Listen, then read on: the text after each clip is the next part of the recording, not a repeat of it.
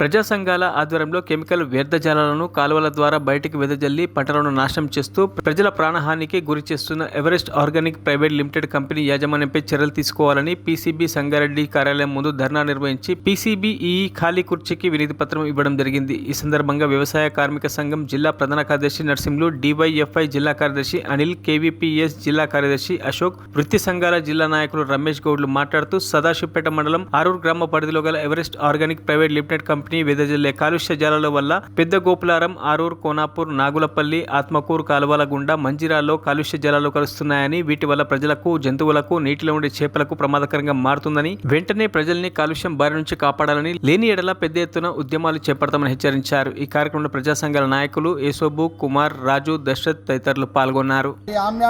ఆశపడి ఆ పద్ధతిలో ఏ చర్య తీసుకోకుండా నిమ్మకు నీరెత్తినట్టు ఉంటున్నటువంటి పరిస్థితి కూడా ఉంది.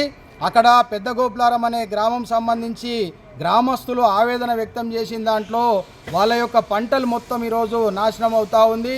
పరిశ్రమ వెనుక భాగం నుండి కాలువలు తీసి ఆ నీటిని కాలువల ద్వారా కిందున్నటువంటి ఆరూరు, కోనాపూరు, నాగులపల్లి గ్రామాల గుండా ఆత్మకూరు కాలువ నుండి ఈరోజు మంజీరాలో కలుస్తున్నటువంటి పరిస్థితి కూడా ఉంది. సంబంధిత అధికారులు వెంటనే చొరవ చూపి ఎవరెస్ట్ పరిశ్రమ కాలుష్య జలాల్ని బయటికి వదలకుండా చర్యలు తీసుకోవాలి. ఆ యాజమాన్యంపై కఠినంగా చర్యలు తీసుకుంటే తప్ప ఈరోజు రైతాంగం కిందున్నటువంటి ప్రజలు బ్రతికేటువంటి పరిస్థితి లేదు. లేని ఎడల రాబోయే రోజుల్లో పెద్ద ఎత్తున ఉద్యమాలు చేపడతామని హెచ్చరిస్తా ఉన్నాం.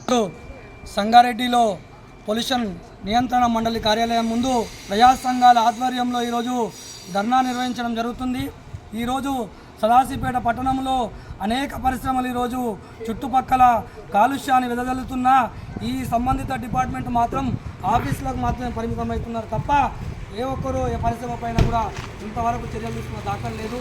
కనీసము ప్రజలకు తాగడానికి మంచినీరు, పీల్చుకోవడానికి స్వచ్ఛమైన గాలి అందించాలని చెప్పి ఈరోజు మరిన్ని అప్డేట్స్ కోసం మా ఛానల్ని సబ్స్క్రైబ్ చేయండి.